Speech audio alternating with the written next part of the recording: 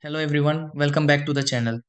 If your Anbernic RG35XX is experiencing software issues, freezing frequently, or you simply want to start fresh, performing a factory reset may help restore the device to its original state.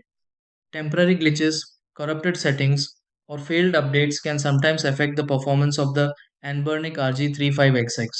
But fortunately, many of these problems can be resolved with a reset. Before reinstalling games or changing hardware, giving the device a clean start is often a good idea. In this video, I'll guide you through several easy steps that may help you successfully factory reset your Anbernic RG35XX and get it running smoothly again. Try these. Step 1. Turn off the Anbernic RG35XX and make sure it is not charging. Step 2. Backup important files from the Anbernic RG35XX if needed. Step 3. Prepare the memory card used by the Anbernic RG35XX for the reset process. Step 4.